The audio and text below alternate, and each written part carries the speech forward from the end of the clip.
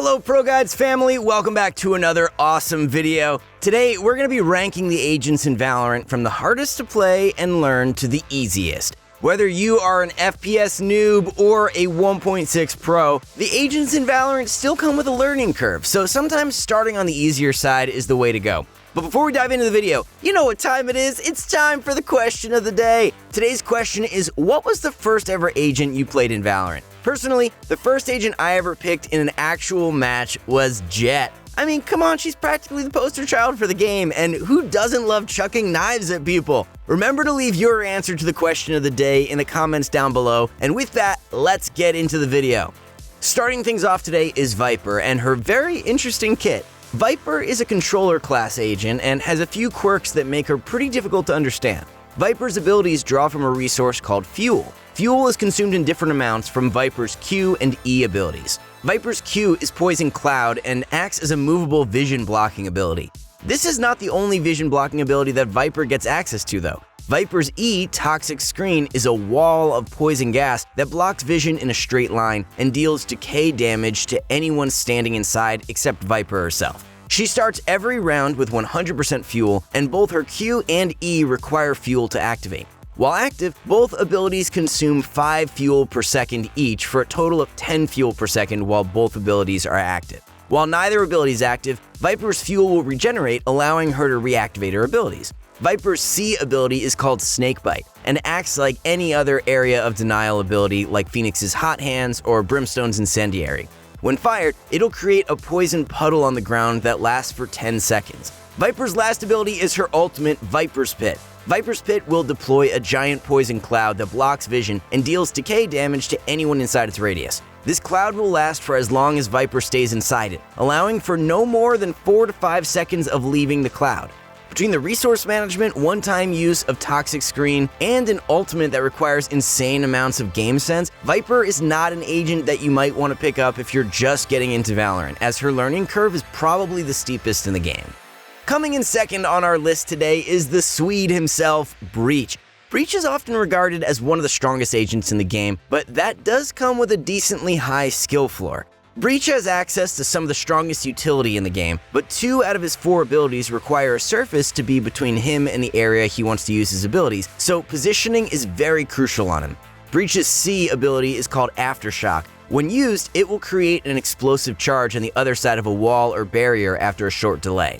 His Q is called Flashpoint, and they are the best flashes in the game. Once again, requiring a wall or barrier to activate, Flashpoint will create a blinding flash on the other side of the barrier, blinding all those who have the flash in their field of view. Breach's signature ability is called Fault Line and does not require a wall to use, but instead this ability will go through walls. Fault Line creates a seismic blast in a straight line that dazes all enemies caught within its area of effect. Breach's ultimate ability is called Rolling Thunder and is one of the best engagement tools in the game. Rolling Thunder will create a giant shockwave that will travel out and away from Breach. Anyone caught in its area will be tossed into the air and dazed for about 5 seconds. This ultimate alone gives Breach amazing power to shift the tide of battles in his favor, but at the same time also requires good game sense and positioning to make sure that you not only don't daze your teammates, but also so you can catch as many enemies as possible in its area of effect. Breach always requires you to be on your toes and be ready to react at any given time. If your positioning with Breach is off or you make a mistake, not only are you hurting yourself and your own KD, but you're also hurting your team, as now they're missing a lot of crucial ability that could help take a site or defend one.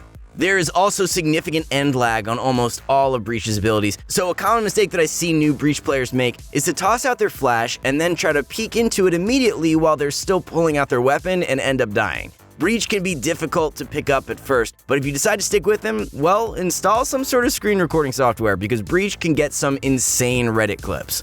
Scouting his way into the third spot is SOVA. SOVA is the other initiator in the game following Breach. He is just one of those agents that you really have to spend hours upon hours mastering his Recon Bolt and Shock Bolt lineups. Recon Bolt especially has some really useful lineups that you are at a straight disadvantage if you don't use. You can get the Recon Bolt into locations that the enemies can't even destroy while it scans them and essentially feeds you free information. Shock Bolt is SOVA's damaging ability, and there are some interesting lineups and combos you can do with them as well that really elevate SOVA to another level. Beginner SOVAs will try to use Shock Arrow to force people out of corners or get them to peek, while experienced SOVAs know that a double Shock Arrow to the face is an easy way to secure a 5v4. SOVA's ultimate, Hunter's Fury, is another ability that requires some practice and skill before being used as effectively as possible. Hunter's Fury allows you to fire 3 giant beams of energy that goes through the map and damages everyone it hits. There are many different ways you could use this ability though, as it also marks all enemies hit on your HUD, so Hunter's Fury doesn't need to just be a killing tool, it can be an info tool as well. Teleporting into 4th place is the one and only spawn of hell himself, OMEN. OMEN is a pretty difficult agent to play because of how his abilities interact with the world. See, OMEN has the ability to teleport short distances with his C ability, Shadow Step. The problem with Shadow Step is that you're completely exposed while the ability is active, so you need to be sure that you aren't exposed while using it, or someone might decide that you are a perfect way for them to practice their Odin recoil control. OMEN allows for a lot of different pathways and opportunities to open up, but you need to know how to take advantage of them. One of the things I see new OMEN players struggle with a lot is how to use OMEN's ult from the shadows. From the shadows allows OMEN to teleport pretty much wherever he likes on the map after a short delay. Enemies can cancel this teleport by shooting the shadow that appears in the location that OMEN is teleporting to. If the shadow is destroyed, OMEN loses all his ult charges and gets sent back to where he originally used his ult. The thing about this ultimate is that everyone tries to use it to get behind enemies or in their spawn, and it becomes super predictable after doing it once or twice. Instead, OMEN has to rely on mind games, and you constantly have to be thinking on your feet and adapting to the enemy's adaptation of your play. Luckily, you get a small break with OMEN's smokes. OMEN has access to 2 smokes that recharge and that have almost a map-wide range. These smokes are the key to successfully using Shadow Step and from the shadows, as you can bait out a smoke teleport into one area, but actually go somewhere else and pull tricks that might need that extra bit of smoke cover. If you play Valorant, chances are that you've been caught in a trapwire before, courtesy of the robot that will graciously donate some bullets to help you escape. Of course, we're talking about none other than CYPHER. CYPHER is the first Sentinel to appear so far, but he definitely is not super hard to learn. Sure, you need to know some basic angles to place your trap wires, and there are some cool one-ways that you can do with his cyber cage, but for the most part, CYPHER can be as complicated or as simple as you want him to be. He offers a wide range of options with his trap wire and spy cam, with his cyber cage acting as both an info device and vision blocking if necessary.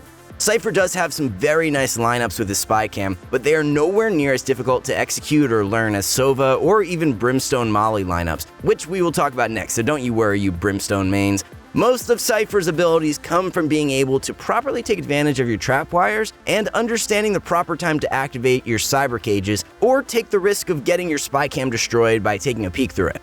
If you're always activating cyber cages in response to the same sound or ability, people will start to see that and will start baiting you into using your abilities, then just take advantage of you when they know that you have no abilities left to cover your back. If you like a low skill floor but a high ceiling, CYPHER might just be the agent for you. Dropping a payload into the 6th spot on our list is the American Commando himself, Brimstone. Brimstone is the last of the controller class agents, but by no means does that make him the weakest. He has access to 3 smokes per round that he can call down exactly wherever he wants within a certain radius of his location. Coupled with the fact that he also has access to 2 stim beacons that give him and all allies within its area of effect combat stim, Brimstone makes for an excellent and relatively easy first agent to pick up and play. Since you get to call down the smokes wherever you want, you don't have to worry about missing a lineup or accidentally wasting a smoke and giving away your position. That isn't to say Brimstone is without a skill ceiling, however, as both his incendiary and ultimate orbital strike can vary widely in effectiveness. For example, there are some awesome incendiary lineups that you can learn for post-plant situations on every map. It doesn't even have to be a post-plant lineup. Check out this cool one to force anyone out of hookah on bind. Go sit right on top of the fountain at B Long, right on the tip. Then aim up right over hookah and you should see a pole with a blinking red light. Cover that light with the center of the green bar of your incendiary icon on the HUD and fire. It should land in the back of hookah and detonate, forcing anyone in that corner to either make some noise as they move or to die a fiery death at the hand of something that takes 2 seconds to line up. As for Orbital Strike, one of the things that makes this ult challenging is that it gives a visual indicator to everyone within its blast radius, making it easy for enemies to escape its blast, which is exactly why you shouldn't use it as a fragging tool. It is a displacement tool. Instead of trying to go for kills with Orbital Strike, try to focus instead on forcing enemies out of hard-to-take positions like lamps on Bind or A Heaven on Split. If you want to learn more about Brimstone or about Valorant in general, be sure to check out ProGuides.com, where we offer on-demand coaching from some of the best players in Valorant. No more will you have to worry about if you made the right call in a game, as you can just simply hire one of our coaches to spectate you and help you make the right decisions and maybe even show you some things you never even considered. Check the link in the description to learn more. Carrying your 0 and 15 Jett is the one, the only Sage. Sage has been a staple of the Valorant meta up until pretty recently, and it is for nothing more than the utility she brings to the table, and also the ease of use on that utility. Sage has a barrier orb that she can turn any way she likes, and it creates a barrier almost instantly.